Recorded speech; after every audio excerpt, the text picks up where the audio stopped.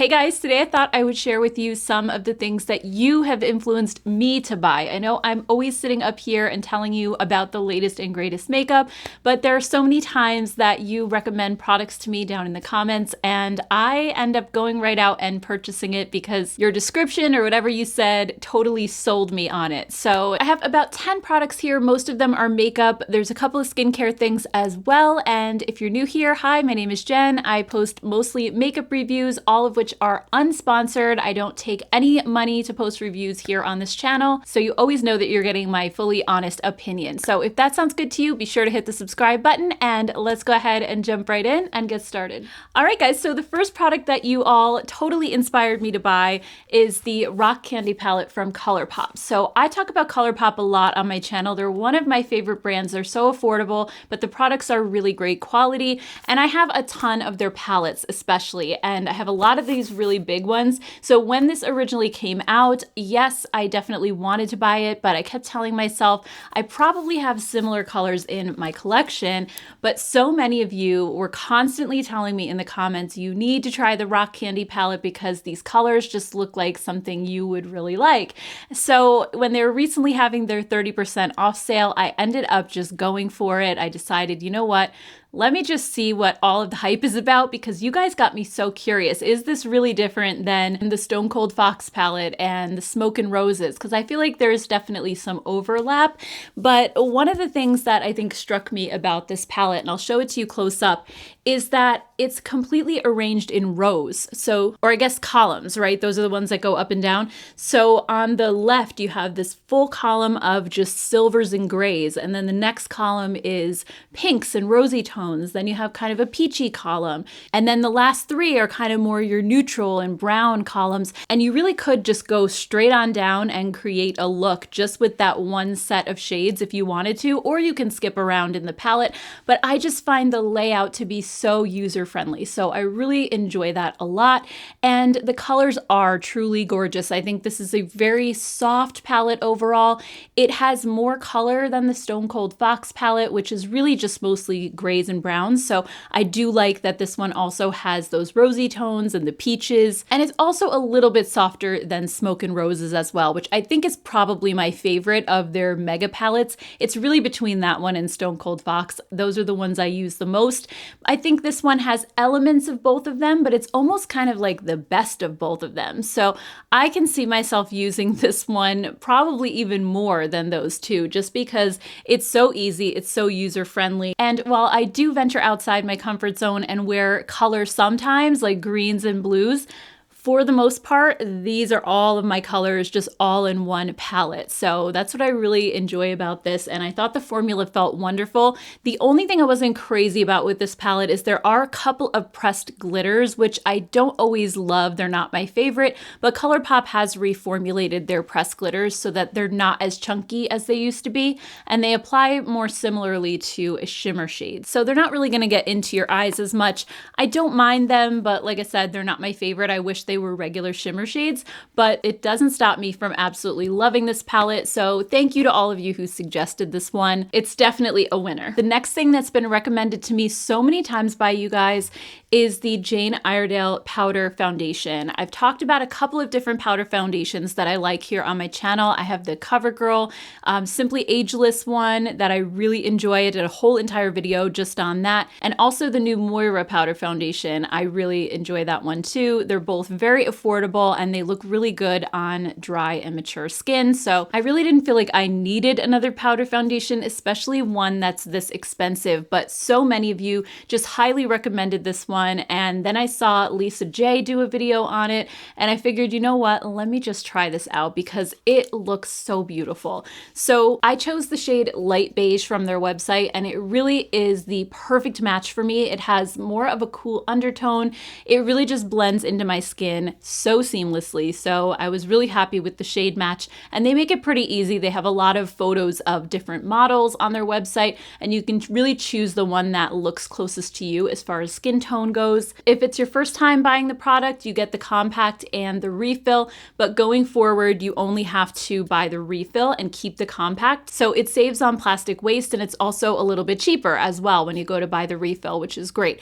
And one thing that really struck me about this powder when I first got got it is how silky it is. It feels like velvet. When you touch the powder, it really just kind of melts right into your skin. It doesn't look powdery. It doesn't sit on top, which I think is important if you have dry skin or if you have more mature skin that has some texture and fine lines going on. And every video that I've watched about this suggested that you put down a primer or moisturizer first, just so that your skin has a little bit of dewiness or something that the powder can grip to. So you don't want your skin to be bone dry when you first go to apply this. And there are also a few different ways you can apply it to get different levels of coverage. So if you want really full coverage, they suggest using a very dense flat top brush, something that you can use in a buffing motion. Or if you want lighter coverage, you can use something like I did today, which is a little bit fluffier. This is the BK Beauty 111 brush, and this will give you that beautiful, really light coverage that just evens out your skin tone. And they also suggested to apply it in downward motions rather than using a circular buffing motion.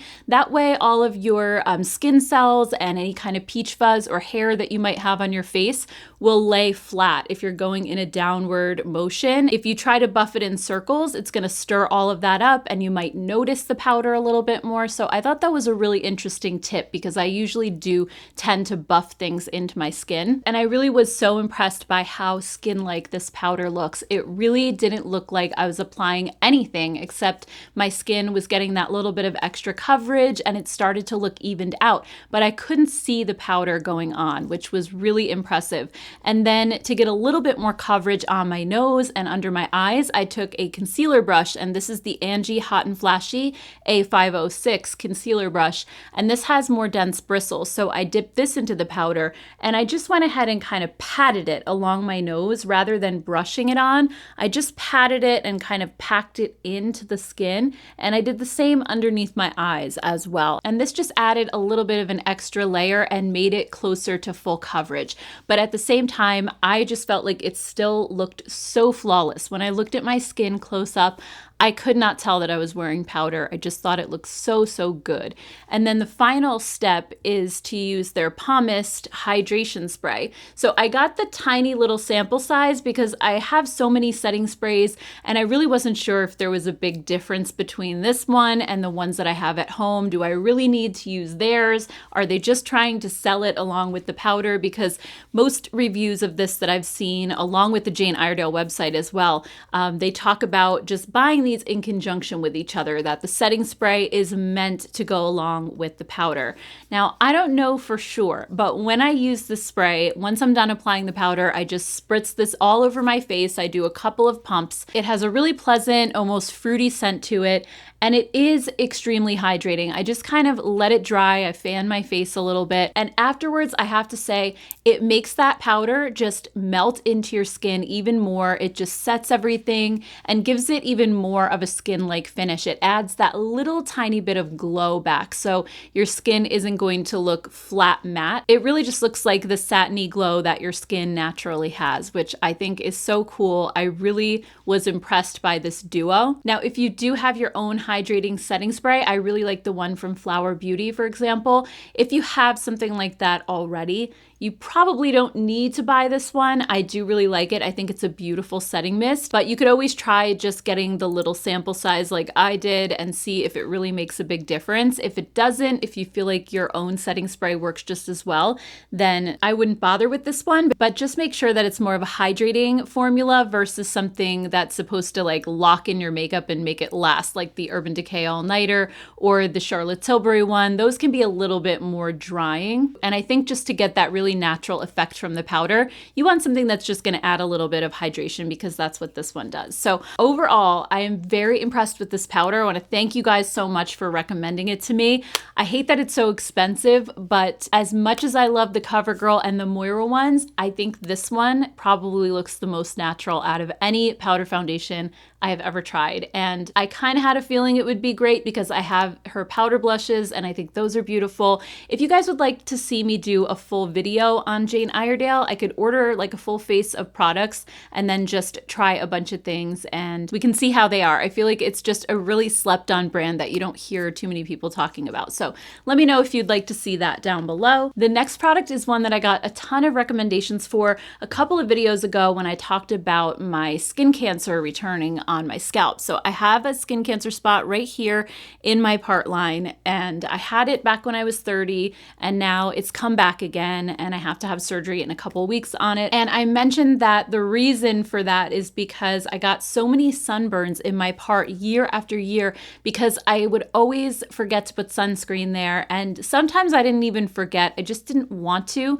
because who wants to put this goopy sunscreen in their hair, you know what I mean? So sometimes I would wear a hat, but I didn't always, and I was just really bad about putting the sunscreen on. So a bunch of you guys recommended this product to me. This is from Supergoop, and this is their Resetting Mineral Powder Sunscreen. So this has SPF 35. It's a fully mineral sunscreen, and it's in a powder format that comes with a brush. So this is so easy to just dust along my part line right here, and I really don't care if a little bit of powder gets in my hair. It's not a big deal. I just kind of brush it like this. And the other genius thing about this product is when you apply your sunscreen in the morning, it's under your makeup and then you go about your day, and generally sunscreen only lasts a couple of hours, so you need to reapply. But how do you reapply when you have a full face of makeup? That's where this comes in. You just dust the powder over your full face of makeup and then you've reapplied your SPF and it's not going to disturb anything. And also if it's the middle of summer and you're starting to get kind of shiny or greasy because it's humid outside, this will also do double duty and just take down the shine. So it's really a brilliant product, and it's also travel friendly. It comes in this little tube. It does have a locking mechanism at the bottom, so you can just twist it to make sure the powder won't come out. And the texture of the powder is also beautiful. I wasn't quite sure what to expect with sunscreen powder. I was afraid that it might look chalky or white on my skin. It's completely translucent and it is so finely milled. It's not the kind of powder that makes my skin look dull or chalky or dry.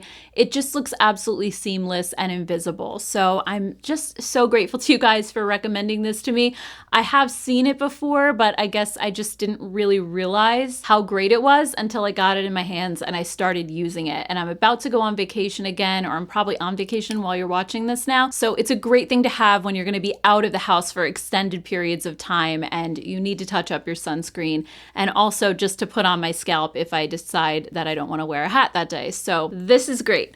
And then next up, we have a mascara to talk about. This is from Lottie London, and I have talked about this on my channel, I think once. It was a little while ago, but you all had inspired me to purchase this. I remember talking about a different mascara in a video, and a lot of you had said that Kelly Gooch had recommended this one on her channel and that you were absolutely loving it. So then that made me go to her channel and watch her video on it, and I ended up purchasing it because of all of your comments. And I think what initially sparked your comments is because the mascara I was talking about, I think it was the L'Oreal Telescopic, and I was saying how much I loved the skinny brush that it has, because you can really get right up to the roots of your lashes. And because I have hooded eyes, I hate those big chunky brushes because I always end up getting mascara on my eyelids. So I love something really small and skinny like the L'Oreal Telescopic. And then when I was talking about that, that was when a bunch of you suggested this one in the comments as well. So I figured I might as well try it out and see what all of the hype is about. It's super affordable, like all of Lottie London's products. You can find it at Walmart. And as soon as I tried it, I was completely hooked on this one. I might even like it better than the original L'Oreal Telescopic.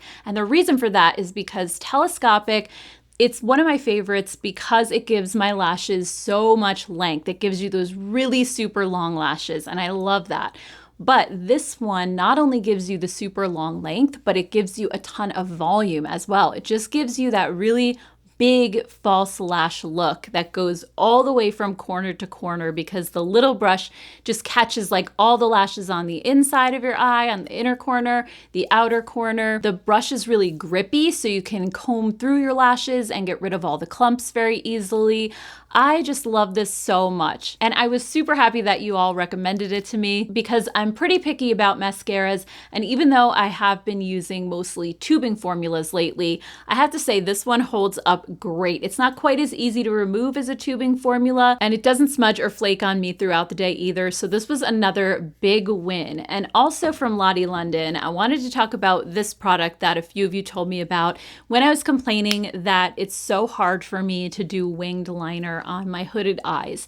It's something that I've always struggled with. I have such a hard time making the two wings look even. And thanks to this product, it has made it so much easier. So this is the stamp liner, again from Lottie London. So on one side, there's a little stamp to do the wing, and then on the other side is the liner itself. So I just want to quickly show you a demo of me using this, but I'll just quickly explain before I show that how this works. So the stamp is kind of like a little teardrop shape. Hopefully you guys can see this. And what you do is you put the wide end right at the edge of your eye right here, and then the pointy end goes out. So you just kind of tilt it however you want the wing to go. I actually used it today so you can see how that comes out. And you just stamp it on. Like, it is that simple. And then you take the other side with the liner and you just connect to the wing. So I'll quickly show you guys how it works. It is way easier than I ever imagined. Sometimes when I see products like this, I think it's a gimmick, it's never gonna work, but it really truly does. And I love that the wing isn't like a super big exaggerated thing. I've seen those like stencils that they sell on Amazon for eyeliner wings, but they're always huge, and I usually favor more of a natural eye look. I don't mind a little bit of a wing, but I don't usually make it too big. And this is just the perfect medium-sized wing, so I really love it. And it just makes it so much easier to get it even on both sides. Like, as long as you make the angle roughly the same, it's gonna look the same. And my eyes are hooded very differently. So my left eye is a little bit more hooded than the right one, and I never draw the angle the same way. So it just makes it super, super foolproof and easy, and I love that. Anything that will make doing my eyes simpler and faster, I am all for it. So thank you guys again so much for recommending this product. It's something, like I said, I was a little bit hesitant on. I wasn't sure I was gonna love it, but I really do. It's really cool. Next up, a couple of skincare products that you recommended. The first one is the CeraVe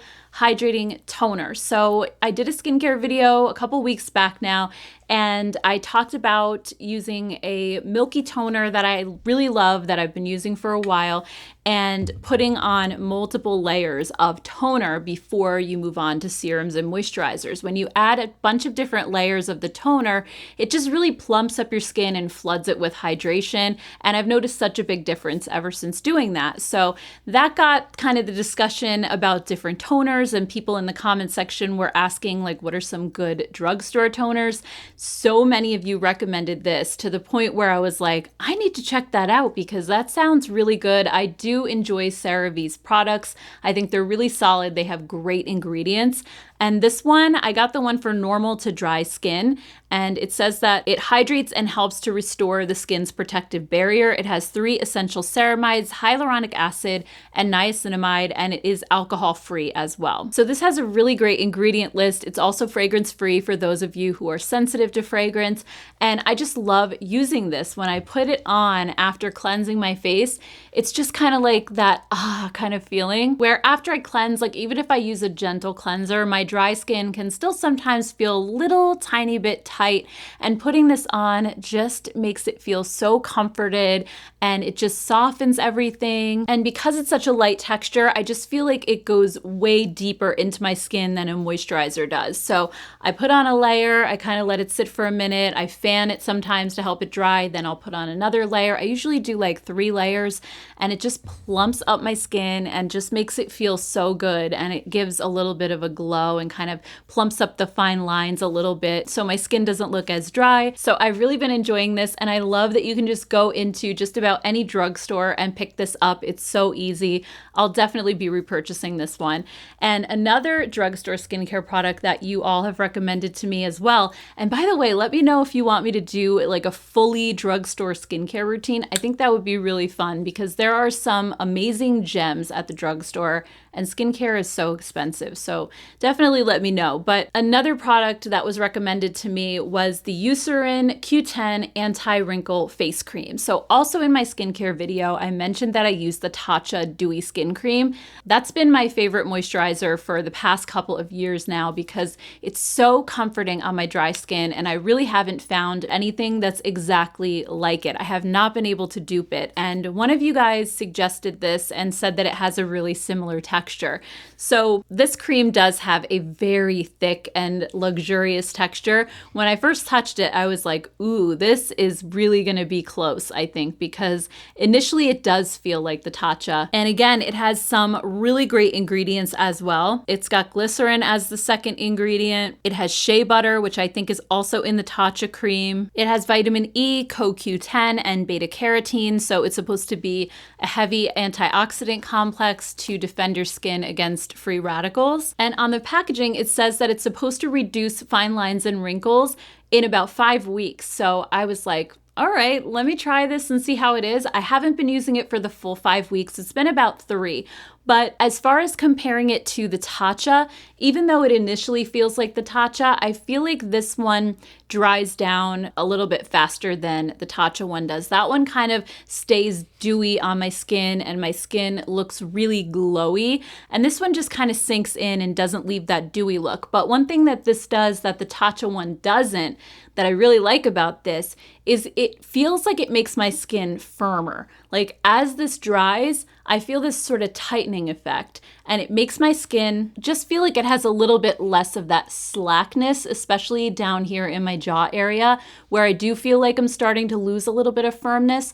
This just feels tighter here when I use this cream. So I do really love that aspect of it a lot. And to tell you the truth, as much as I love the Tatcha cream, in the summertime, it can be a little bit much, especially in all the heat and humidity that we've been having the last several weeks. So I've actually been reaching for this one more, and I figured maybe I'll just kind of save my Tatcha for the fall and winter when things start to dry out a little bit more. I still think this would be enough moisture for me in those months as well, but the Tatcha one definitely makes my skin feel a little bit more hydrated. So I definitely don't feel like they're dupes, but I like this one for other reasons. So I ended up being really glad that I tried this one anyway, because I discovered a really great product and I can't wait to see how it works over time. So I'll keep you guys updated for sure, especially if I decide to do a drugstore skincare video in a couple of weeks. So I'll let you guys know. All right, next I have 2 blushes that I wanted to talk about. The first one is the Man Eater Blush and Glow from Tarte. This is their Cheek Plump, and I have a couple of shades of this already and I really love it, but a few of you told me that they came out with new shades and I was all over that as soon as I saw those comments. And I think one of them actually was an Instagram DM as well. They were like, did you see the new colors? I was like running to the Tarte website to see them, and this one really jumped out at me. This is called Fuchsia.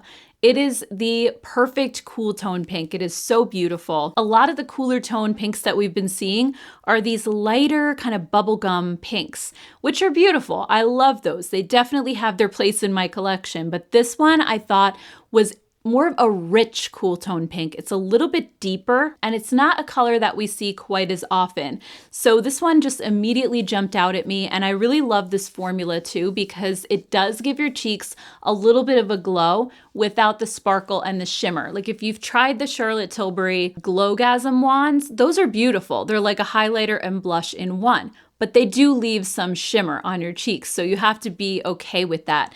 This one doesn't really have shimmer in it, but because it's more of like a dewy, glowy formula, it does leave your cheeks with a little bit of a glow. It's kind of like a hydration glow versus a makeup-y glow. So I love how natural these blushes look, and even though they do feel kind of dewy and emollient when you first put them on my dry skin, after I would say about 15 minutes, they sink in and they dry down almost completely. I wouldn't say they have a matte powder finish, but pretty close. I don't touch my cheek and feel stickiness, which usually bothers me. So it's just ever so slightly a little bit dewy, like it's barely there. So I was really happy to find out about this color because I think I like this one even better than all of the other colors that I've tried so far. It's really, really beautiful. And then the other blush that you all have been recommending to me is from Westman Atelier. I haven't tried anything from this brand before, so I wasn't really too familiar with them.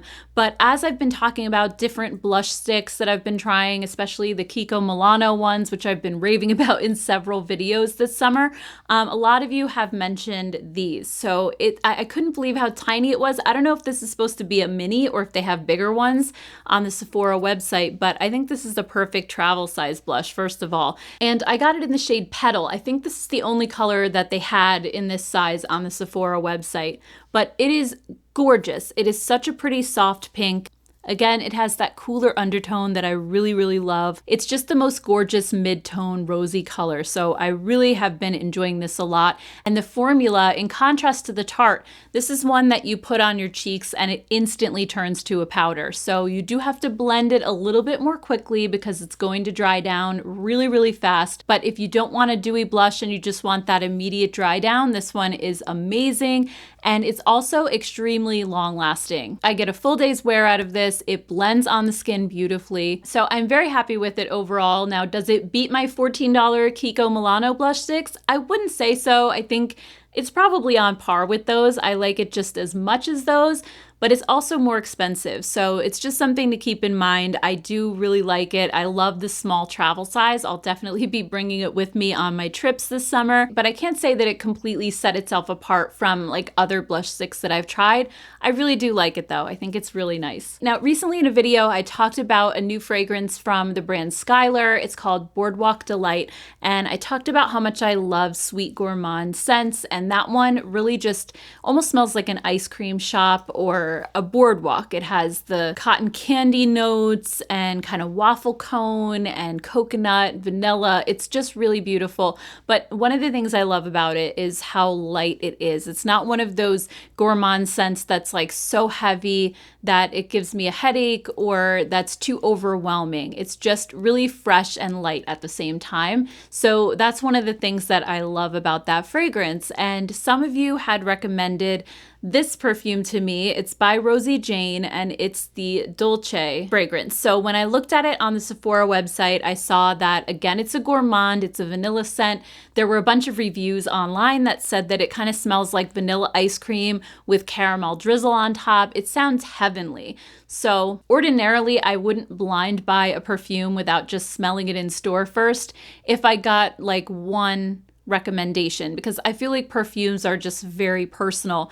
But in that video, I probably had like 5 or 6 recommendations from you guys for this fragrance. So I was like, okay, so many people seem to love this. I'm gonna try it. I did end up buying just the travel spray. And initially I did really like it. I sprayed this on and you're right, it smells like vanilla, a little bit of caramel in there, but there's also this kind of boozy note. I don't know if it's like a rum type scent, but that, as I wore it for a while, like when I first sprayed it, I really liked it. But as I wore it throughout the day, it did start to become a little bit much for me. So sadly, this is like the one product that you guys recommended that I wasn't a big fan of, and I'm probably gonna just return it. It just made me realize that the older I get, the more I need my perfumes to be a little bit lighter and less intense. I used to love a really rich, intense fragrance, and these days, it can sometimes trigger a headache in me or make me feel a little nauseous. So like I said before, fragrance is really just such a personal thing. What one person really loves,